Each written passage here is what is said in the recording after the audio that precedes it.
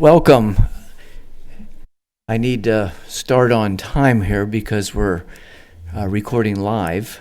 So we're going to forego all of our business tonight so that we can just have the presentation. However, one of the items that if you get a chance afterwards, I'll leave it. There's a stock certificate that I put on the table over here. And that stock certificate was the original company that was going to put in the trolley system that went through Linglestown. And this company actually was not successful. But the individual that signed that certificate has a tie-in with our presentation tonight that Bob will mention later. But feel free to look at it afterwards. So to start, if we can have the pledge.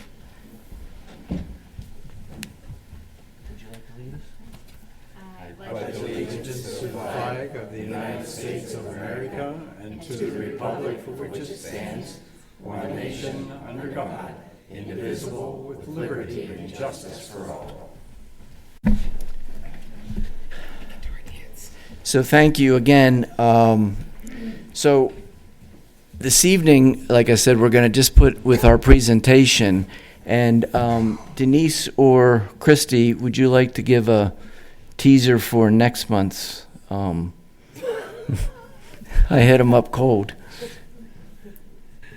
Okay, since Denise is so shy, bear with me, my voice is not at its best. Next month, we are going to give a presentation through our research about the beginnings of our township, how we came about, what was done in order to obtain land, and we have some other information that ties in with that about our founder, William Penn, and his family. So please come and join us. Lots of information, hopefully some interesting information, and hopefully we'll be able to do a second presentation in the future that will give a little more information on the actual research itself involved and how we find out a lot of what we do about the older homes in the township. And the last item that I'll mention is we will be having a meeting next Thursday. I mean, public's welcome if they want to listen to our business meeting, but that'll start at 6 o'clock. I just wanted to announce that. And if you do show up, I mean, we usually only get like one or two people from the public, but if you do show up, we normally hold it in a little room right around the corner. If you're here before 6, we'll find you and we'll get you to the right place because they changed everything up here and I don't even know how to get through this building anymore. So with that, Bob, I'm going to turn it over to you. Thank you, Dave. Tonight's presentation is a tour of historical markers and monuments in Lower Paxton Township. If you folks wanted to move at all to be able to see better. The impetus for this presentation actually came from you, the audience. Several years ago, in the infancy of our commission, we had an audience member ask if we had a map of the historical markers in the township. And we had to answer no. Well, tonight we're going to change that no to a yes. So, give you a little background what we have. We've identified 23 historical signs, markers, and monuments. And I stand here with little confidence that we have them all. There's probably some that you folks might know about, so if you please, when we get done and you can think of something, please let us know. I mean, I added one just this past weekend, so they document our local history as far back as 1730. I mean, people have been living around here for almost 300 years, so we have quite a rich history. It's historical places, events, and people, and some of the people gave the ultimate sacrifice. These markers have been placed from 1868 to 2020 by various local, state, national organizations, and individuals. All are publicly accessible with an asterisk. There's one I'll tell you that you need a little permission, but I think you'll get it. We'll discuss the history of the marker itself, what it represents. And at the end of the presentation, we're going to break some new ground. It's the intersection of history and modern technology. And we're going to unveil a new product that we've put together with the help of the township. So strap on your seatbelts. Here we go. This rather crude map that I put together, the red dots represent all the markers in the township we're going to talk about. So they are scattered all over the township, concentration in Linglestown, as you might expect, but there are markers everywhere, and we're going to start in that very southern point, just south of here at the Newside Cemetery, which is, if you get down Rutherford Road, cross Union Deposit Road, it becomes Newside. And on the other side of Newside, there's a little sharp bend there, and you make that bend, there's a historical cemetery there. It's one of the oldest cemeteries in the township, has graves of Revolutionary and French and Indian War soldiers.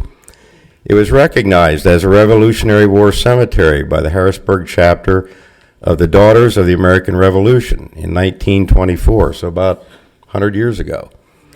And they placed a historical marker there to document the history. So if you get down there, this is what you'll see, a big metal tablet on a bronze tablet, I believe, on a stone.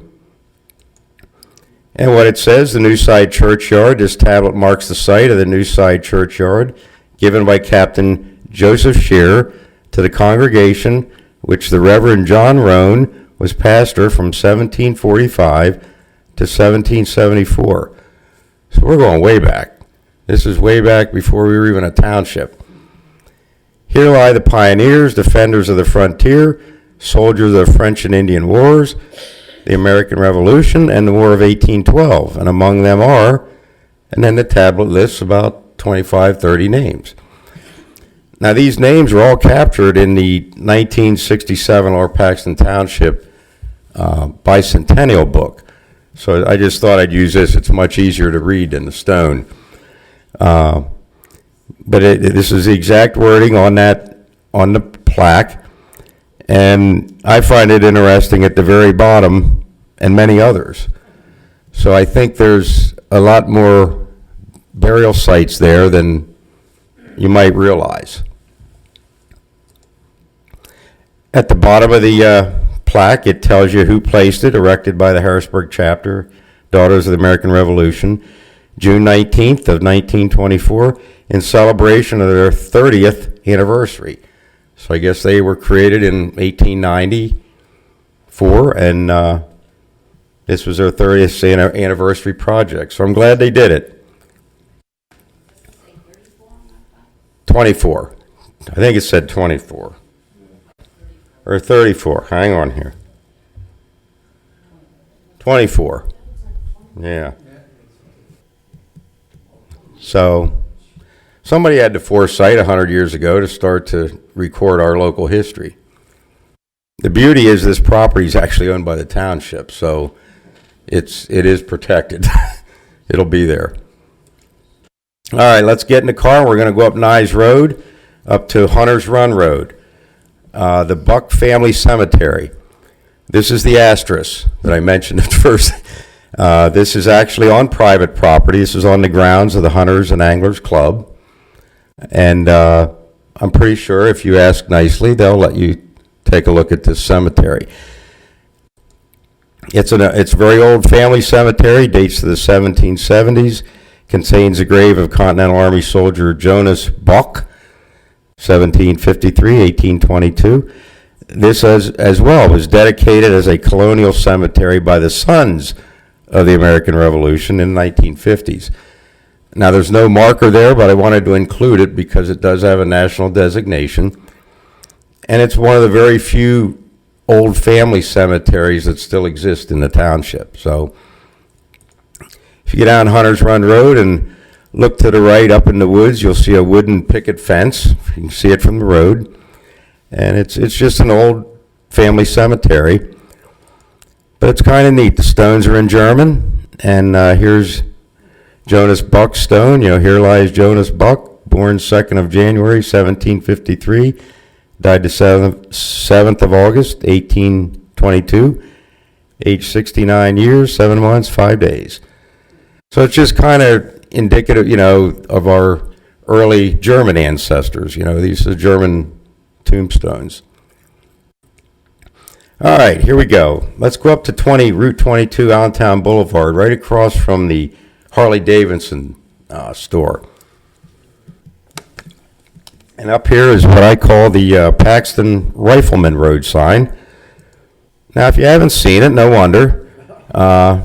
Especially in the summertime, it kind of gets blocked by the trees and everything, but it's a very nice sign, and about the Paxton Rifleman. So I went out to take this picture, and I'm reading this sign. Under Captain Matthew Smith and Lieutenant Michael Simpson, a company of riflemen from Paxton Township marched to Quebec, Canada to serve with Montgomery in the attack on that city on December 31st, 1775. Oh, okay. Not. I looked at that. I said, I don't know what that's talking about. So I had to do a little research. I mean, here I am, supposed to be the history expert. I'm like, I'm not sure what that's telling me. The Battle of Quebec City, underlined, failed miserably. Failed attempt by the Continental Army to free Quebec from British control. And the idea was if they did that, they'd enlist the support of the French Canadians to battle the British. Horrible snowstorm, blizzard conditions. This is New Year's Eve in Quebec. 1,200 Continental troops up against 1,800 British troops. Already we're outmanned by 50%. Doesn't go well. 511 Continental dead, only 19 British dead. General Montgomery, who's mentioned on the sign, is killed at the battle. And the other Continental general is a dubious character by the name of Benedict Arnold. So, leaves you kind of wondering. Kind of odd subject matter for a sign, but it's there. And again, in the bicentennial book, has all the names of who made this trip. And there's Matthew Smith, Michael Simpson. You start reading down. Well, there's Robert Dixon from West Hanover. He was killed in front of Quebec. And there's Alexander Elliott. He's killed. John Harris, the son of John Harris, the founder of Harrisburg, is killed at Quebec. So you start to get a sense that maybe it didn't go well. So according to the bicentennial book, there's 85 names listed. Paxton Rifleman went up there. Can you imagine traipsing on foot to Quebec in the middle of the winter? They were known for their marksmanship. I think they were probably sharpshooters, but they were known for their expertise with the Pennsylvania long rifle. We had 7 of our guys killed. 1 died on the way. 5 were wounded. 33 were captured by the British. So not a good day. Half the guys that went up there didn't come back right away. So, again, a little bit of an odd subject matter, but it's a very nice sign. It's one of what I call 3 official state markers in the township, placed by the Pennsylvania Historical and Museum Commission. And it was installed in 1947. The date's actually on the sign at the bottom right corner. And there's 3 of these in the township. There's this one, and then there's Barnett's Fort and Patton's Fort, which the next 2. So these are 3 official state historical markers. Now the Barnett's Fort sign is up on Route 39, right near the Central Dauphin High School, right Piketown Road. I'm sure you've seen it. Barnett's Fort. North at the head of Beaver Creek, Joseph Barnett's log house was a frontier refuge in 1756 to 63 against the Indians raiding the frontier. His son William was stolen by Indians in 1756 and not recovered until 1763 by Colonel Henry Bouquet. Wow, there's a lot there. Barnett's Fort was really just a fortified log house. The fort was actually in West Hanover Township. The sign's in Lower Paxton, but the actual location of the fort, I believe, was West Hanover. And it was a part of a chain of forts that ran all along the mountain. There was Mackey's Fort, Gilchrist Fort, Patton's Fort, all along the mountain, all the way down to the river. And the structure survived until 1895 when it was torn down, which I think is about when this picture was probably taken. It looks like it was being readied for the sawmill. But that was Barnett's Fort, and back in the day, it was a place if you had to get out of the line of fire, it was the place to get to. The Patton's Fort sign, again, this is the third of the state signs. This is down by Patton Road, near Colonial Road. And, nearby stood Patton's Fort, a station of the Paxton Rangers, who defended the gaps and farmsteads along the Blue Mountains from the Susquehanna River to Sweatara Creek near Indiantown against Indian raids from 1756 to 1763. So, same kind of subject matter as the Barnett's Fort, but it's a nice marker to have. We have a drawing of what Fort Patton used to look like. This is in the bicentennial book. I don't know that I've ever seen an actual picture of the structure, ever. But the Pattons owned a lot of land in that area, like probably 300 and some acres. So that's what that sign's all about. All right, let's flip back to the other side of Linglestown. Wenrick Cemetery, and this is at the St. Thomas United Church of Christ, right near where Wenrick Street, you might imagine, meets Linglestown Road. And there's 3 markers here. We'll go from left to right. The 3 markers denote the location of the 3 churches, Wenrick Church. The oldest marker is near the driveway entrance, and it tells you that this is where the first church and school existed, 1730. The other 2 markers denote the second and current locations of the church. So right at the driveway entrance, there's a little landscaped area. It would be easy to miss, but in the middle of that landscaping is a stone, and it tells you this is the site of the original place of worship and the school, 1730 to 1794. So again, we're going way back, but this is where all the education and religion started in the township. And we have a drawing of what that original building might have looked like. Basic log structure. In the middle of the cemetery, there's another stone. It's actually perpendicular to the tombstones, and it denotes the location of the second church, 1794 to 1856. And we have a drawing of what that looked like back in the day. The third stone here is right in front of the current church, big stone, and it says Wenrick's Church, third place of worship, built 1856, rebuilt 1892, ground donated 1798 by Francis Wenrick. So a lot of the history about Wenrick's Church and cemetery is captured on these 3 stones. I think there might have been a fire when it was rebuilt. Is that, Bill, you've heard that, or No, just rebuilt? nope, never been a fire. Now, I call these the Linglestown Road signs, and you've seen these. They're identical. One says Piketown 4 and one says Rockville 7. So what in the world is that all about? Mileage. They're unusual signs. In fact, there was 3 of them originally.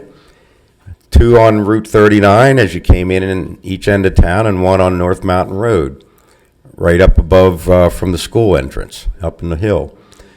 And from what I've been told, they were erected in 1940 as part of the 175th anniversary of the town. Provides a little bit of the town's history and the mileage, which is an unusual sign design. You don't see that.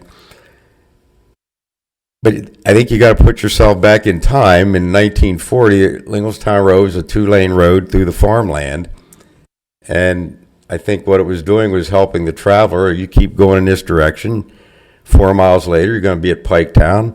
7 miles later, you're going to be at Rockville. So things were much different. The third sign that's missing is the Man of the Hill sign, and it kind of went missing, I believe, around the time they did all the reworking of the roads through Linglestown. I'm kind of on the trail. I'm picking up clues here and there, but as of right now, it's missing. In 2016, the Linglestown Civic Association took on a project to repaint the signs and put them back in position. The Piketown sign, this was at the west end of town, heading east by the old school. This was actually the one on Mountain Road. This was up on the hill, up in all those woods. You couldn't see it, but that was the Mountain Road sign. So we moved it down in town so we could see it and enjoy it. The Rockville sign is on the east end of Linglestown as you're heading west. And it's telling you, you keep going and you'll end up in Rockville down by the river 7 miles from now. Now this sign was really, I think it had been hit. And it was damaged, and we had to have, we owe a debt of gratitude to Harold Carl. He saved it. It was broken in half. It took specialized brass welding to put it together, and he did a great job. And it was a great reclamation of a historic relic. So, it turned out pretty nice. We had it repainted. You can't even tell, but that one's got some wounds to it. So, but that was a nice save. All right, we're going to move into Linglestown now. I call these the 250th historical markers. Linglestown celebrated its 250th in 2015. And the, what did they call it? Sesquicentennial Committee, that wasn't the right name, but they put 5 historical signs throughout Linglestown. They're all along the sidewalk, easy to make a nice walking tour. They include information back to the 1700s about various parts of Linglestown history, the school, the Running Pump Tavern, Church of God, Fort Gilchrist and Patton, Eagle Hotel, and so forth. Now these are more modern historical displays, and guys that were on that committee did a great job. I know Denise and Donnie were involved. A lot of information on these signs, a lot of information. So they're worth walking around and reading. And there's 5 of these that cover various topics related to Linglestown history. The Eagle Hotel, the Square, the Harness and Saddle Shop, Thomas Lingle's Homestead. I mean, just a ton of information on these markers. The public square, why do they call the center of Linglestown that's round a square? Well, it was the public square. That's how it was designed. And those of us that have grown up there forever, that's all we ever knew it as, was a square. So it's the square. Speaking of the square, right in the middle of the roundabout, there's a monument that during the summer you probably wouldn't even notice it's there. The rest of the time you drive by and don't even notice it's there. But it's actually a historical marker. And I call this the Thomas Lingle historical marker. And it just says, in honor of Thomas Lingle, 1742-1811, a Revolutionary soldier, founder of Linglestown, erected 1940 by the Linglestown Fire Company Auxiliary. So here's a marker being placed by a local, group of citizens.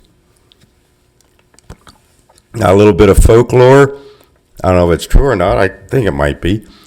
But an old timer who's no longer with us told me that the stone that plaque is attached to came from the old quarry up in Piketown and was drugged down the mountain into town by mules. So, I mean, it's probably a pretty heavy stone. But anyway, you drive by it and you don't even realize that it's actually a historical marker.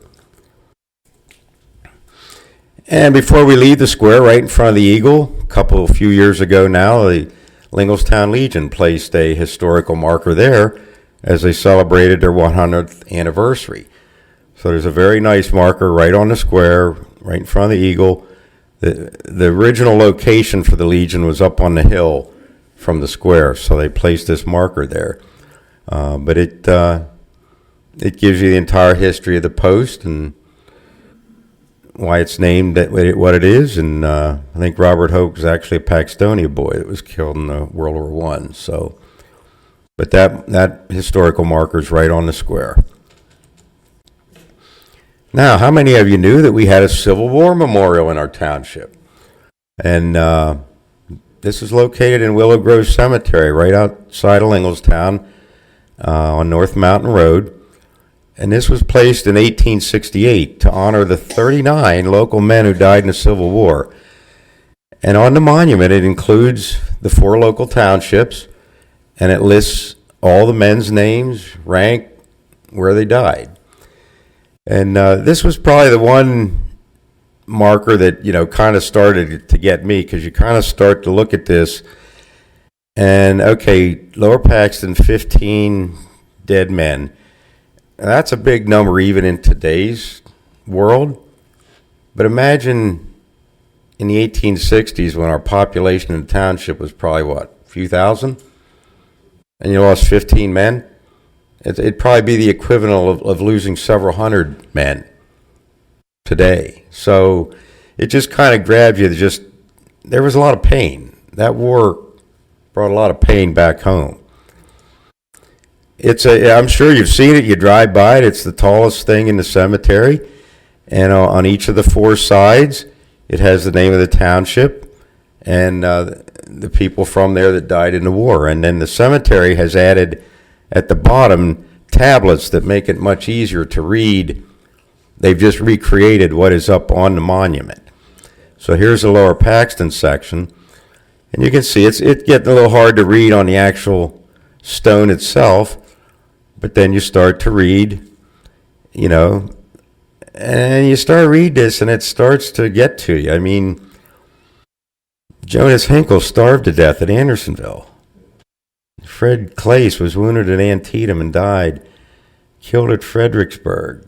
Killed at the Battle of Wilderness. Harper's Farm. I mean, these were guys that didn't come home. And kind of starts to get to you. The West and East Hanover sections. Here's John Wenrick. Donnie did a presentation on him this summer. Killed at Gettysburg. I mean, you read these stones and all the major battlefields are listed somewhere here. But yeah, the ones, starving to death, that kind of was something you never kind of thought of, but yes, it happened. But it's an impressive memorial. I have to say, I never took the time to look at it until recently, and it's actually pretty impressive. And it was erected A.D. Now, who talks that way? A.D. We don't talk that way, huh? But back then, I guess it did. Erected A.D. 1868 by the loyal citizens through the energy of W.C. Smith, M.D., and J. McFadden. So I think this is telling us that the local citizenry sponsored this memorial, which from the 4 townships was probably a fairly expensive endeavor, but it kind of gives you a sense of what they thought, of all the blood they shed in the Civil War. So, but, this is from the citizens. This isn't the state money or anybody's. Now, right behind Willow Grove Cemetery is Coons Park, and there's a memorial there that is, I think, probably been forgotten. It's a Vietnam War memorial. This was placed in 1968 by the Linglestown Area Community Association, which doesn't even exist anymore. But it's dedicated to the memory of those from Linglestown area who have given their lives for their country in the Republic of Vietnam. And George Stahl, Jay Geyer, Michael Jones, Lawrence Houck. So, it's easy to forget these stones, but the content that's on the stone shouldn't be forgotten. There's one name, Michael Jones. I didn't know him. I knew what he represented. He was the first Linglestown boy from Linglestown baseball to die in the Vietnam War. And I knew that because me and at least one other guy here were on that field in 1968 when they dedicated a midget field to Michael Jones. And it still carries his name to this day. But that's why it's called that. He was first Linglestown baseball kid to die in the war, Vietnam War. So So there's history out there, and sometimes stares you in the face, and you don't even see it. All right, we'll keep moving. Over by the Heroes Grove, Brightville Park, Friendship Center over in that neck of the woods is the Heroes Grove Amphitheater. Great facility if you've never seen it. But as you walk in there, you will find a historical monument. And this one was actually placed by our own commission in 2019. And this details the Ohio Air National Guard crash in April of 1951. Crashed into the mountain behind north of Linglestown. So this captures all that history. We've done presentations on this. And while it's not actually at the site of the crash, we have it placed in the upper right-hand corner. There's an arrow that if you just look out from that arrow toward the mountain, we're telling you where the crash happened. So, but that was our first marker by our commission. So now there's a second Vietnam War memorial, and this is over at what today is called the Central Dauphin Middle School, but when some of us went there, it was the Central Dauphin High School. And right in front of the school is a marker that lists the names of 12 former Central Dauphin students that died in the Vietnam War, and was placed in 1966. So right out in front of the school, you'll see this stone, and they gave there today for our tomorrow, dedicated May 27, 1966. And on each side of the stone, you'll see the names of the CD alum that lost their lives. Some of these you saw at the Coons Park Memorial. But again, it's one of those that's kind of off the beaten path, easy to forget about, but shouldn't be forgotten about. So I'm kind of glad that in researching this presentation that I surfaced some of these that I don't think get any attention anymore. But that's over there at the old high school. Now the last one I have is a memorial over here at Shoup Cemetery. Shoup's Church sat right along 22, a stately old church back in the day, but it met its demise as the road had to be widened, and with that, the cemetery had to be shuffled. And there's a marker there telling us that in 1958 they removed a lot of, I think almost 300 graves, and relocated them in 1959. You know, this is where progress hits history, and it's not always pretty, but at least there's a marker there that tells you what happened. And it mentions the church. I mean, this is, again, the parts of the cemetery that had to be moved were the oldest parts. So these were our oldest pioneers, settlers, founders in the township that had to be unearthed and moved. So that marker's over there too. All right, we've hit all 23 quickly. We have something new to tell you about. We've worked with the township staff to develop what I call an interactive online map of all these markers. We've numbered all the markers, and when you click on the number, it pops up a window and tells you about the marker. You could access this from your phone, so you could actually drive around the township and pull these up.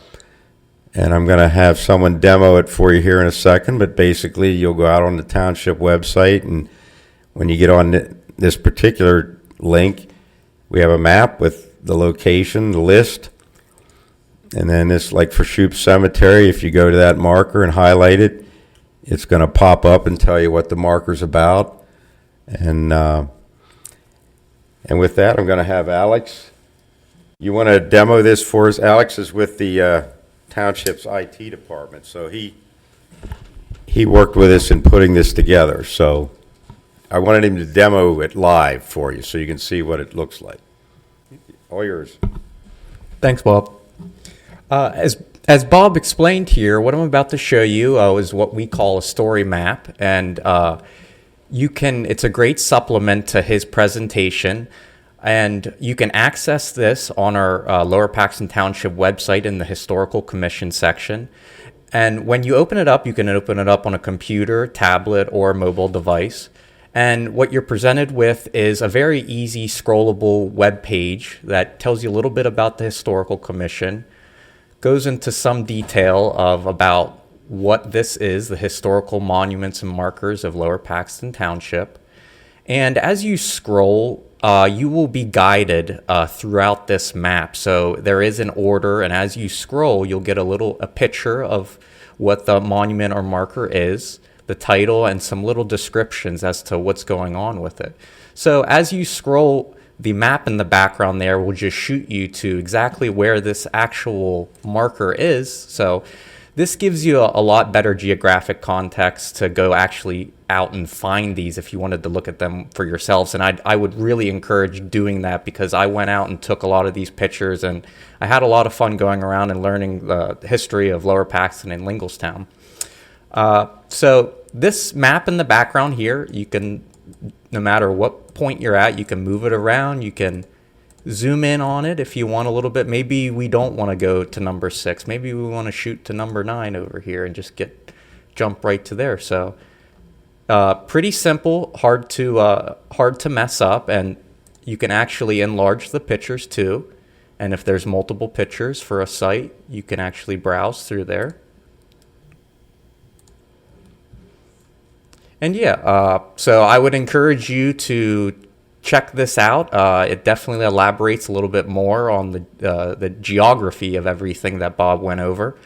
And at the bottom, if you wanted to follow Historical Commission on our social media websites, that information is present as well. So, but yeah, that's everything. Yeah. Mm-hmm. Thank you, Alex. He was great to work with in putting this together. It was kind of an experiment to see if we could try to do something new and try to keep up with the times. And we were able to use some mapping software the township already had, and I think it's something you'll see us do more of in the future as we do other presentations, and be able to make this information more portable, so you don't have to just come here and listen to us. You can actually pull this stuff up at your convenience. So, did anybody have any questions on the material presented, or Bob, I just want none are allowed from the commission? darn.